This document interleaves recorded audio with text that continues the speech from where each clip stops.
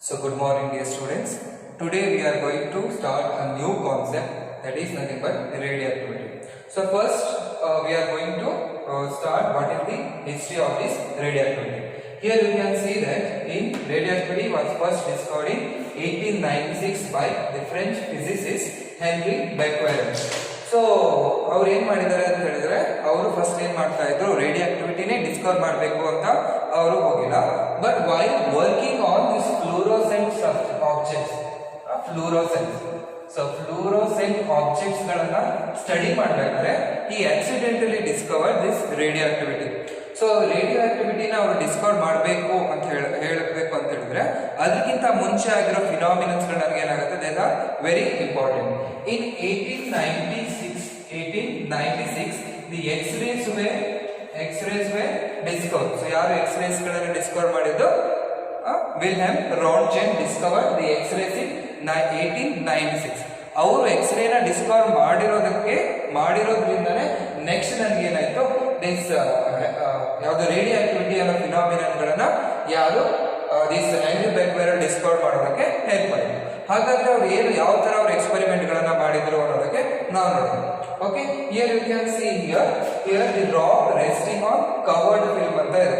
So rock ಅಂತ ಹೇಳಿದ್ರೆ ಇಟ್ಟು the uranium salt or uranium rock ಅನ್ನ ತಗೊಂಡಿದ್ರು. ಸೊ ಯುರೇನಿಯಂ ಅದನ್ನ ತಗೊಂಡು ಅವ್ರು ಏನ್ ಮಾಡ್ತಾರೆ ಅಂತ ಹೇಳಿದ್ರೆ, let us consider this as uranium rock. ಈ ಯುರೇನಿಯಂ ರಾಕ್ ಅನ್ನ ಏನ್ ಮಾಡ್ತಾರೆ, ಒಂದು ಅಲ್ಯೂಮಿನಿಯಂ ಫಾಯಿಲ್ ಅಲ್ಲಿ, so this is nothing but the aluminium foil ಒಳಗೆ ಅದನ್ನ ಇಟ್ಟು ಆಮೇಲೆ ಅದ್ರ ಮೇಲೆ ಏನ್ ಮಾಡ್ತಾರೆ ಅಂತ ಹೇಳಿದ್ರೆ ಫೋಟೋಗ್ರಾಫಿಕ್ ಫಿಲ್ಮ್ ಅನ್ನ ಇಡ್ತಾರೆ. ಸೊ ಫೋಟೋಗ್ರಾಫಿಕ್ ಫಿಲ್ಮ್ ಅನ್ನ ಇಟ್ಟು ಒಂದು ಬಾಕ್ಸ್ ಒಳಗೆ ಅದನ್ನ ಇಟ್ಟು ಇದು ಹೋಲ್ ಸಿಸ್ಟಮ್ ಅನ್ನ ಏನ್ ಮಾಡ್ತಾರೆ, ಬಾಕ್ಸ್ ಒಳಗೆ ಇಟ್ಟು ಅದನ್ನ ಏನ್ ಮಾಡ್ತಾರೆ, ಒಂದು ಪ್ಲೇಸ್ ಅಲ್ಲಿ ಇಡ್ತಾರೆ. ಎಲ್ಲಿ ನನಗೆ ಸನ್ಲೈಟ್ ಬೀಳೋದಿಲ್ಲ ಆ ಪ್ಲೇಸ್ ಅಲ್ಲಿ ಇಡ್ತಾರೆ. ಆಫ್ಟರ್ ಸಮ್ ಅವರ್ಸ್, ಸ್ವಲ್ಪ ಟೈಮ್ ಆದ್ಮೇಲೆ ಏನ್ ಮಾಡ್ತಾರೆ, ಅದನ್ನ ಓಪನ್ ಮಾಡಿ ನೋಡಿದ ತಕ್ಷಣ ಏನಾಗುತ್ತೆ, ಈ ತರ ಅವರಿಗೆ ಫಾರ್ಮ್ ಗೆ ಸಿಗುತ್ತೆ. ಇಲ್ಲಿ ಬರ್ತದೆ ಶಾಡೋ ಆನ್ ಡೆವಲಪ್ಡ್ ಫಿಲ್ಮ್ ಅಂತ. ಓಪನ್ ಮಾಡಿ ನೋಡಿದ ತಕ್ಷಣ ಏನಾಗ್ತಿರುತ್ತೆ, ಆ ಫಿಲ್ಮ್ ಅಲ್ಲಿ ಹಾಕಿರ್ತಾರಲ್ಲ, so that is photographic film. ಆ ಫೋಟೋಗ್ರಾಫಿಕ್ ಫಿಲ್ಮ್ ಏನಾಗಿರುತ್ತೆ ಅಂತ ಹೇಳಿದ್ರೆ, ಎಲ್ಲಿ ನನಗೆ ಆ ಮಟೀರಿಯಲ್ ನ ಇಟ್ಟಿರ್ತೀವಿ, ಆ ರಾಕ್ ಅನ್ನ ಇಟ್ಟಿರ್ತೀವಿ, ಅದಷ್ಟೇ ಏನಾಗಿರುತ್ತೆ, ಅದು ಬ್ಲಾಕ್ ಆಗಿ ಅಂದ್ರೆ ಇದ್ರೆ ನಮಗೆ ಶಾಡೋ ಆಗಿ ಕಾಣಿಸ್ತಾ ಇದೆ. ಈ ತರ ಶಾಡೋ ನನಗೆ ಆಗಬೇಕು ಅಂತ ಹೇಳಿದ್ರೆ ಆ ಮಟೀರಿಯಲ್ ಏನ್ ಮಾಡ್ತಿದೆ, it is emitting certain amount of light ಅನ್ನ ಏನ್ ಮಾಡ್ತಿರುತ್ತೆ, ಎಮಿಟ್ ಮಾಡ್ತಾರೆ. ಈ ಫಿನಾಮಿನನ್ ಏನ್ ಮಾಡ್ತಾರೆ, this phenomenon is nothing but the radio activity ಅಂತ ಹೇಳ್ತಾರೆ. ದಿಸ್ ರೇಡಿಯೋ ಆಕ್ಟಿವಿಟಿ ಅನ್ನೋದಕ್ಕೆ ಹೆಸರನ್ನ ಯಾರು ಕೊಟ್ಟಿದ್ದು ಅಂತ ಹೇಳಿದ್ರೆ Marie Curie.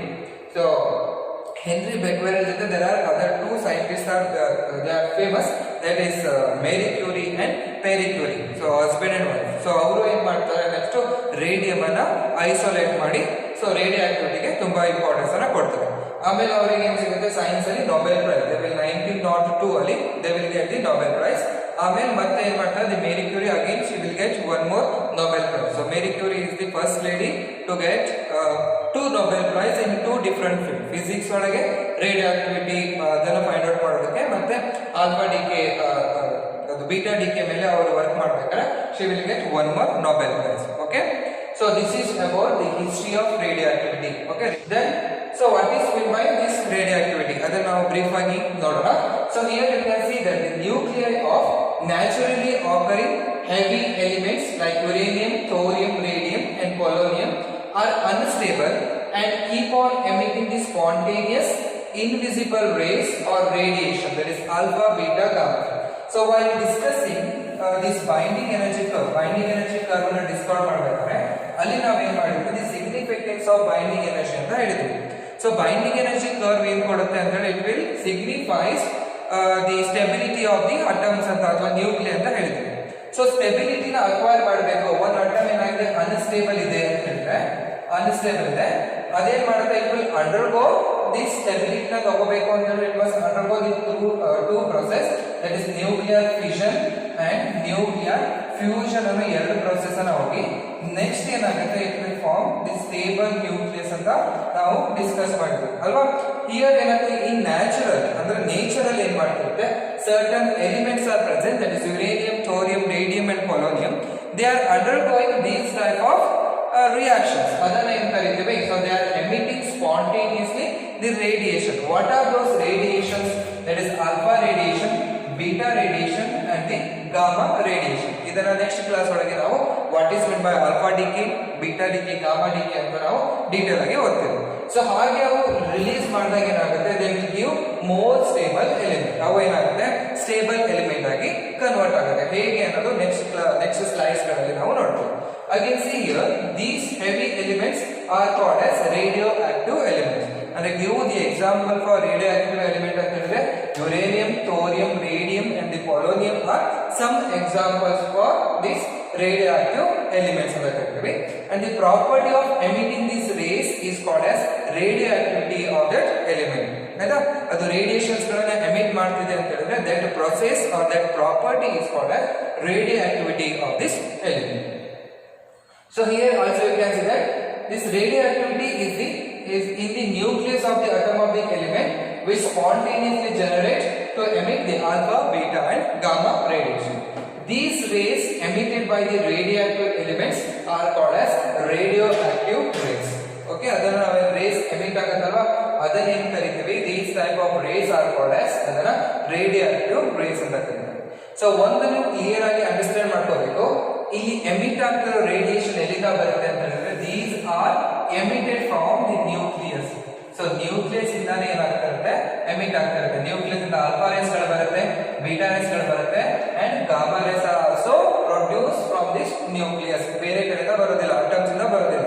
therefore they are called as radioactive rays ಅಂತ ಕರೀತೀವಿ. that is alpha, beta, gamma rays. so these are called as radioactive rays. radioactive rays ಅಂತ ಕರೀತೀವಿ.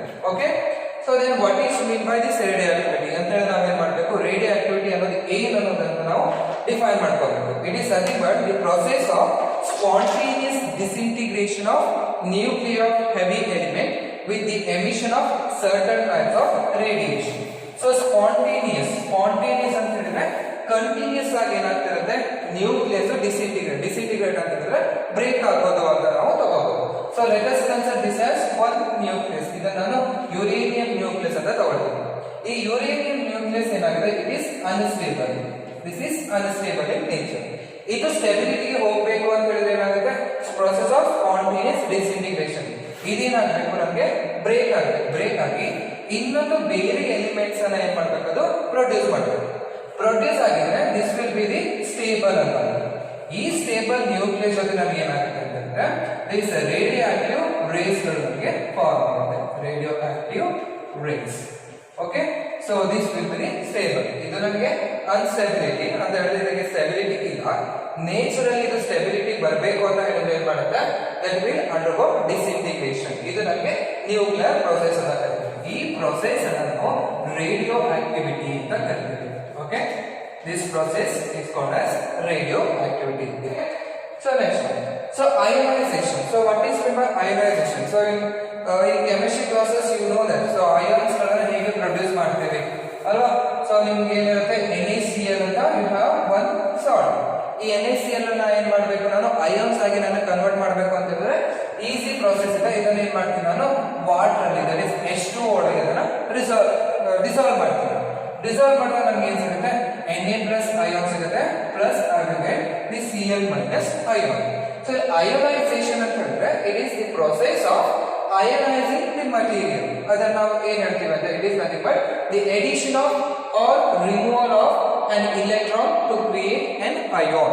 so again the first chapter ಒಳಗೂ ನೀವು ಅದನ್ನ ಕಲಿತಿದ್ದೀರಾ. the gain or loss of this electron is nothing but ಅದನ್ನ ನಾವು charge ಗೆ body ಅಂತ ಕರಿತೀವಿ.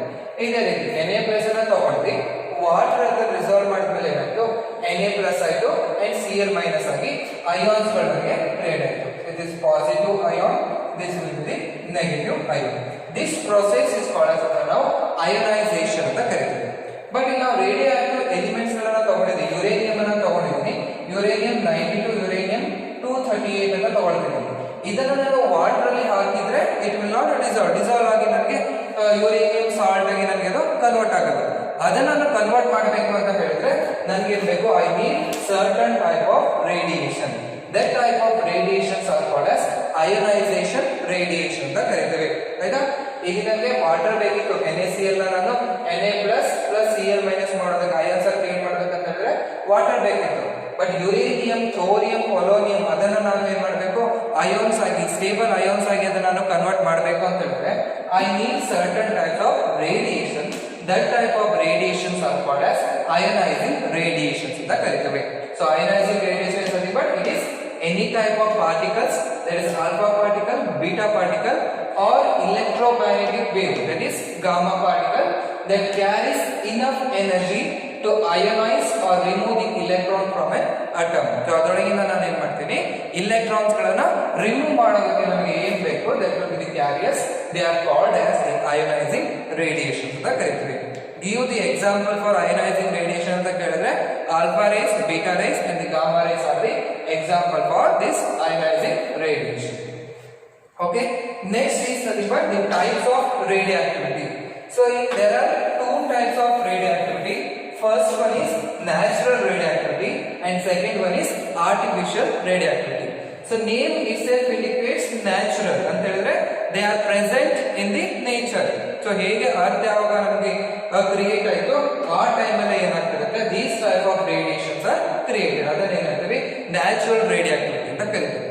Artificial radioactivity, so artificial radioactivity ಅಂತ ಹೇಳಿದ್ರೆ ಸೊ ದೇ ಆರ್ ಕ್ರಿಯೇಟೆಡ್. ಈಗ ನಮಗೆ ಎಕ್ಸಾಂಪಲ್ ಫಸ್ಟ್ ಇಯರ್ ಕ್ಲಾಸ್ ಅಲ್ಲಿ artificial satellites and natural satellites ಅಂತ ನಾವು ಓದಿದ್ದೇವೆ. ನ್ಯಾಚುರಲ್ ಸೆಟಲೈಟ್ಸ್ ಎಕ್ಸಾಂಪಲ್ ಏನ್ ಕೊಡ್ತೀರಾ, moon is the example for natural satellite. ಅದನ್ನ ನಾವು ಕ್ರಿಯೇಟ್ ಮಾಡೋದಕ್ಕಾಗೋದಿಲ್ಲ. Artificial satellites ಅಂತ ಹೇಳಿದ್ರೆ so you can give Aryabhatta is the first satellite, Indian satellite. So they are man-made satellites ಅಲ್ವಾ. ಇಲ್ಲಿ ನಮಗೆ artificial radioactivity ಅಂತ ಹೇಳಿದ್ರೆ the radioactive phenomena ಗಳನ್ನ ನಾವಾಗೆ ಕ್ರಿಯೇಟ್ ಮಾಡಿದ್ರೆ by creating them by human, that is called as ಅದನ್ನ ನಾವು artificial radioactivity ಅಂತ ಕರೀತೀವಿ.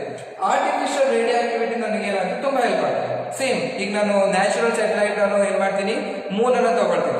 ಆ ಮೂನ್ಗಿಂತ ನನಗೆ ಏನ್ ಮಾಡಬೇಕು, ನನಗೆ ಇನ್ನು ತುಂಬಾ ನನಗೆ ಕಮ್ಯುನಿಕೇಶನ್ ಇಂಪ್ರೂವ್ ಮಾಡಬೇಕು, ವೆದರ್ ಫೋರ್ಕಾಸ್ಟ್ ಗಳನ್ನ ನಾನು ತುಂಬಾ ತಗೋಬೇಕು ಅಂತ ಹೇಳಿದ್ರೆ ಏನ್ ಮಾಡಬೇಕು, ನಾನು ಮೂನ್ ಮೇಲೆ ಡಿಪೆಂಡ್ ಮಾಡೋದಕ್ಕಾಗೋದಿಲ್ಲ. So that I have to create certain type of satellite. That type of satellites ಗಳನ್ನ ಏನ್ ಕರಿತೀವಿ ನಾವು, ಆರ್ಟಿಫಿಷಿಯಲ್ ಸೆಟಲೈಟ್ಸ್ ಅಂತ ಕರಿತೀವಿ. ಅದೇ ರೀತಿ ಆರ್ಟಿಫಿಷಿಯಲ್ ರೇಡಿಯಾಕ್ಟಿವಿಟಿ ಇಂದ ಏನ್ ಮಾಡ್ತಾರೆ, so in order to create power generator, so power generators ಗಳನ್ನ ಕ್ರಿಯೇಟ್ ಮಾಡೋದಕ್ಕೆ ಅಥವಾ ರಿಸರ್ಚ್ ಪರ್ಪಸ್ ಗಳಲ್ಲಿ ನಾನು ಇಲೆಕ್ಟ್ರಾನ್ ಪ್ರೋಟಾನ್ಸ್ ಗಳನ್ನ ಕೊಲಿಷನ್ ಮಾಡೋದಕ್ಕೆ ಏನ್ ಮಾಡ್ತೀನಿ, ನಾನು ಆರ್ಟಿಫಿಷಿಯಲ್ ರೇಡಿಯಾಕ್ಟಿವಿಟಿ ಗಳನ್ನ ನಾನು ಯೂಸ್ ಮಾಡ್ತೀನಿ. ನಾವು natural radioactivity. So what is mean by radioactivity? Here you can see the symbol. ಈ ಸಿಂಬಲ್ ನಿಮಗೆ ಎಲ್ಲರೂ ಕಾಣಿಸ್ತಾ ಇದೆ, ಯಾವ್ದಾರ ಮಟೀರಿಯಲ್ ಮೇಲೆ ಈ ಸಿಂಬಲ್ ನಿಮಗೆ ಕಾಣಿಸ್ತಾ ಇದೆ ಅಂತ ಹೇಳಿದ್ರೆ it is nothing but the radio active ಅಂತ. It will be very dangerous. ಆಯ್ತಾ, ಈ ಮಟೀರಿಯಲ್ ಈಗ ತಿರುಗ್ತಾ ಇದೆ. So you can see here fans ನಿಮಗೆ ಕಾಣಿಸ್ತಾ ಇರುತ್ತೆ. This indicates that it is the radio active element ಅಂತ ನಮಗೆ ಇಂಡಿಕೇಟ್ ಮಾಡುತ್ತೆ. So what is this natural radio activity? So you can see here the process of spontaneous disintegration of nuclear of heavy element with the emission of radiation by itself and without any external means or by so ಅದೇನಾಗ್ತಿರುತ್ತೆ disintegrate ತಂತಾನೆ ಆಗ್ತಾ ಇರೋದನ್ನ ಏನು ಕರೀತೀವಿ, that is called as natural radioactivity. Okay, disintegration of the heavy nucleus by itself by the emission of the radiation is called as natural radioactivity. So key points, they are very important. So these are unstable nuclei found in nature. Adu namage unstable nuclei. Example, uranium, thorium, polonium and the radium are the example for this unstable nuclei. So the elements whose nuclei spontaneously disintegrate are called as radioactive elements. So what are radioactive elements? The elements which undergo nuclear reaction spontaneously. That type of elements are called as radioactive elements anta karitare. So give some example for natural radioactivity. Here you can see here uranium 92 uranium 238. It will undergo 90 thorium 234 plus 2 helium 4. This 2 helium 4 is nothing but it will be. So 92 uranium 238. This is unstable. Idu ನನಗೆ unstable nucleus ಇದೆ. ಇದೇನಾಗಬೇಕು, ನನಗೆ stable nucleus ಆಗಿ convert ಆಗಬೇಕು. So ಯಾವುದು ನನಗೆ stable nucleus ಸಿಗ್ತಾ ಇದೆ, ನನಗೆ I am getting the thorium 234 thorium plus here it is 2 helium 4. This 2 helium 4 is nothing but this is alpha particle. So these are called as the alpha particles. So this is an example for this natural radioactivity. ಇದು ನನಗೆ unstable ಇದೆ, this is stable. ಇದು ನನಗೆ stable ಆಗಿ convert ಆಗ್ತದೆ with the liberation of the alpha particle. This is the example for natural radioactivity. Here you are not giving any ಯಾವುದಾದ್ರು ಬೇರೆ particles ಗಳನ್ನು ತಂದು ಇದಕ್ಕೆ ನಾವು ಕೊಲಿಷನ್ ಮಾಡ್ತಾ ಇಲ್ಲ, ತಂದಿಂತಾನೆ ಏನಾಗ್ತಿರುತ್ತೆ, it is spontaneously disintegrated into certain element with the liberation of these radiations are called as natural radioactivity ಅಂತ ನಾವು ಕರೀತೀವಿ. So these are important points of this natural radioactivity. All heavy elements above Z is equal to 82. So if you have this periodic table, you can see that Z is equal to 82. Atomic number 82 may they will show the phenomenon of radioactivity ಅಂತ ಹೇಳಿದ್ರೆ heavy nucleus. The emission of radiation changes the structure of the nucleus and transforms the atom into the lighter atom. So ಇಲ್ಲೇ ನೋಡಬಹುದು 92 uranium ಅಂತ ಹೇಳಿದ್ರೆ this will be the heavy element. 92 ಇರೋದು 90 ಆಗ್ತಿದೆ ಅಂತ ಹೇಳಿದ್ರೆ ಏನಾಗ್ತಿರುತ್ತೆ, it is nothing but the lighter nuclear ಆಗಿ ನನಗೆ ಕನ್ವರ್ಟ್ ಆಗ್ತಿರುತ್ತೆ. Okay, lighter nuclear. Okay, this point understood. Transform the atom into lighter atom. Heavy atom is 92 ಇತ್ತು, lighter atom is nothing but that is 90 thorium. Lighter atom ಆಗಿ ಏನಾಗ್ತಿರುತ್ತೆ, convert ಆಗ್ತದೆ. So next point, the heavy element are unstable, therefore they disintegrate to acquire the more stable state. ಅಂತ ಹೇಳಿದ್ರೆ ಅದು unstable state ಇರುತ್ತೆ. Sterility ಆಗೋದಕ್ಕೆ ಏನು ಮಾಡುತ್ತೆ, they are undergoing this phenomenon. Okay, so next third one, since radioactivity is practically unaffected by the temperature, pressure and other condition, we conclude that it is the nuclear property. ಅಂತ ಹೇಳಿದ್ರೆ ಈ phenomenon ಮೇಲೆ ನೀವು temperature ನ increase ಮಾಡಿ ಅಥವಾ pressure ಅನ್ನ increase ಮಾಡಿ ಅಥವಾ ಅದರ್ ಕಂಡೀಷನ್ಸ್ ಗಳನ್ನ ಇಂಪೋಸ್ ಮಾಡಿದ್ರು, it will not affected. Therefore this phenomenon is called as nuclear property ಅಂತ ನಾವು ಅದನ್ನ ಕರೀತೀವಿ. Okay, therefore alpha beta particles and the gamma particles are emitted from the nucleus. Nuclear property ಆಗಿರೋದ್ರಿಂದ nucleus ಇಂದ ಏನಾಗ್ತಿರುತ್ತೆ, ಅದು ನಮಗೆ ಎಮಿಟ್ ಆಗ್ತಿರುತ್ತೆ. So next property, it may be noted that electrons revolving around the nucleus are not responsible for the radioactivity. ಇದು ನನಗೆ very very important. So ನಾವೇನು ಹೇಳ್ತೀವಿ, atoms ಅಂತ ಹೇಳ್ತಾ ಇದೀವಿ ಅಂತ ಹೇಳಿದ್ರೆ ಇದು ಇಲೆಕ್ಟ್ರಾನ್ಸ್ ಗಳೇ ನಮಗೆ ಎಮಿಟ್ ಆಗಿ ಟ್ರಾನ್ಸಿಷನ್ ಆಗಿ ಹೈಯರ್ ಎನರ್ಜಿ ಸ್ಟೇಟ್ ಇಂದ ನಮಗೆ ಲೋವರ್ ಎನರ್ಜಿ ಸ್ಟೇಟ್ ಗೆ ನಮಗೆ ಹೋಗಿ ಎನರ್ಜಿನ ಲಿಬರೇಟ್ ಮಾಡ್ತಾ ಇರಬಹುದು ಅಂತ ನೀವು ಅಂದ್ಕೊಂಡಿದ್ರೆ this is very wrong. Okay, this electrons are not responsible for this radioactivity. The radioactivity phenomena electrons ಗಳು ನಮಗೆ ಮಾಡೋದಿಲ್ಲ. ರೇಡಿಯೇಷನ್ಸ್ ಗಳು ಎಲ್ಲಿಂದ ಎಮಿಟ್ ಆಗ್ತಾ ಇರುತ್ತೆ ಅಂತ ಹೇಳಿದ್ರೆ ನ್ಯೂಕ್ಲಿಯಸ್ ಇಂದ ಅದು ನಮಗೆ ಎಮಿಟ್ ಆಗ್ತಾ ಇರುತ್ತೆ. This is about this natural radioactivity. So then what is meant by the artificial radioactivity? Artificial name indicates that it is man-made. So the process in which a stable nucleus is changed into unstable nucleus by bombarding it with the appropriate atomic projectile like alpha particle, neutron and the proton. ಆಯ್ತಾ, ಇಲ್ಲಿ ಏನ್ ಮಾಡ್ತಿದೀವಿ ಅಂತ ಹೇಳಿದ್ರೆ ಒಂದು stable element ಅನ್ನ first ನಾವು ತಗೊಳ್ತೀವಿ. So artificial, so it indicate first you are taking a stable nuclei, stable atom ಅನ್ನ ತಗೊಳ್ತೀವಿ. ಈ ಸ್ಟೇಬಲ್ ಅಟಮಿಗೆ ಏನ್ ಮಾಡಬೇಕು, ಸರ್ಟನ್ ಆಲ್ಫಾ ಪಾರ್ಟಿಕಲ್ ಒಂದು ರೇಡಿಯೇಷನ್ಸ್ ಗಳನ್ನು projectile like alpha, neutron or the proton ಅನ್ನ ಇದಕ್ಕೆ ಏನ್ ಮಾಡ್ಬೇಕು, ನಾನು ಕಂಬೈನ್ ಮಾಡ್ತೇನೆ. ಸೊ ಯಾವ್ದು ನಾನು ಆಲ್ಫಾ ಪಾರ್ಟಿಕಲ್ ತಗೊಳ್ತೀನಿ. ಈ ಕಂಬೈನ್ ಮಾಡಿದ ತಕ್ಷಣ ಏನಾಗುತ್ತೆ, it will convert into the stable nucleus. ಏನಾಗುತ್ತೆ, it is converted into unstable nucleus. Unstable nucleus ಆಗಿ ಇದು ಕನ್ವರ್ಟ್ ಆಗುತ್ತೆ. ಅನ್ಸ್ಟೇಬಲ್ ಆದಾಗ ಅದನ್ನ ನಾವು ಏನ್ ಮಾಡ್ತೀವಿ, ಒಂದು ಸ್ಟಾರ್ ಅಂತ ಡಿನೋಟ್ ಮಾಡ್ತೀವಿ. ಈ ಅನ್ಸ್ಟೇಬಲ್ ನ್ಯೂಕ್ಲಿಯಸ್ ಏನಾಗುತ್ತೆ, it will undergo the radioactivity ಮತ್ತೆ ಒಂದು stable. So it will give ಒಂದು stable nucleus plus radiation. Radiations ಅದು ಎಮಿಟ್ ಮಾಡುತ್ತೆ. This type of process is called as ನಾವು ಆರ್ಟಿಫಿಷಿಯಲ್ ರೇಡಿಯೋಆಕ್ಟಿವಿಟಿ ಅಂತ ಕರೀತೀವಿ. ಅಂತ ಹೇಳಿದ್ರೆ ಎಕ್ಸಾಂಪಲ್ ಅಲ್ಯೂಮಿನಿಯಂ ತಗೊಂಡಿದ್ದೀವಿ. Aluminium is a stable. So ಇವನು ಈ ಅಲ್ಯೂಮಿನಿಯಂ ಏನ್ ಮಾಡ್ತಿದ್ವಿ, ಆಲ್ಫಾ ಪಾರ್ಟಿಕಲ್ಸ್ ಗಳನ್ನ ಹಿಟ್ ಮಾಡ್ತಾ ಇದೀವಿ. ಸೊ ಆಲ್ಫಾ ರೇಸ್ ಗಳನ್ನ ಹಿಟ್ ಮಾಡ್ತಿದ್ವಿ.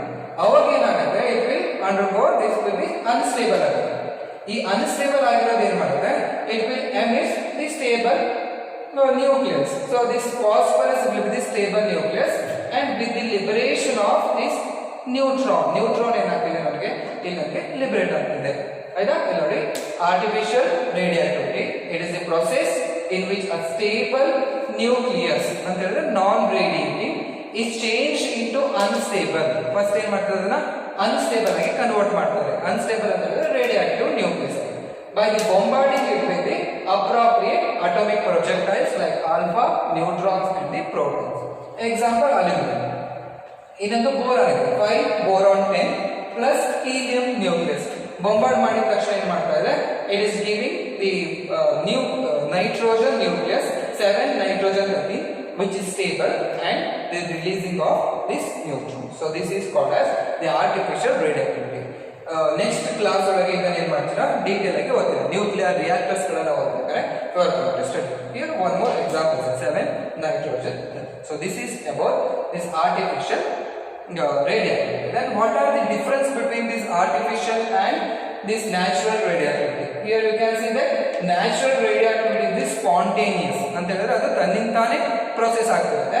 But here it is not spontaneous. ಅದನ್ನ ನಾವು ರೇಡಿಯಾಕ್ಟಿವ್ ಆಗಿ ನಾವೇನ್ ಮಾಡ್ಬೇಕು, ಫಸ್ಟ್ ಕನ್ವರ್ಟ್ ಮಾಡಬೇಕು. ಬಾಂಬಾರ್ಡಿಂಗ್ ಇರ್ಬೇಕು, alpha particle neutron or the proton ಜೊತೆ ಬಾಂಬಾರ್ಡ್ ಮಾಡಿ ನೆಕ್ಸ್ಟ್ ಅದನ್ನ ಏನ್ ಮಾಡ್ತೀವಿ, ರೇಡಿಯಾಕ್ಟಿವ್ ಆಗಿ ಕನ್ವರ್ಟ್ ಮಾಡಿ. That will be the first. Okay, second one, it is uncontrolled.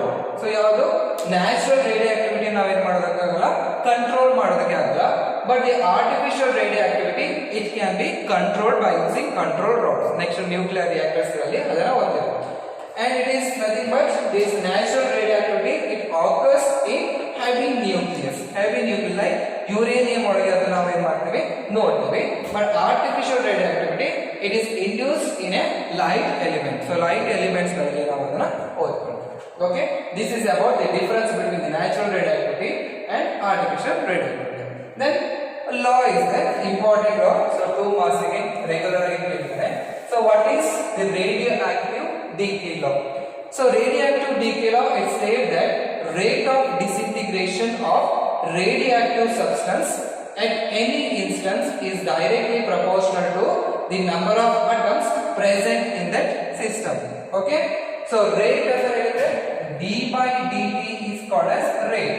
The rate of disintegration of radioactive substance. Let n be the number of radioactive substance. Okay, now dn divided by dt, it is proportional to, it is directly proportional to number of atoms present in it at that instant. One type ಒಳಗೆ ನಾವು ತಗೊಂಡಿದ್ದೀವಿ, that is n. So dn divided by dt is proportional to n.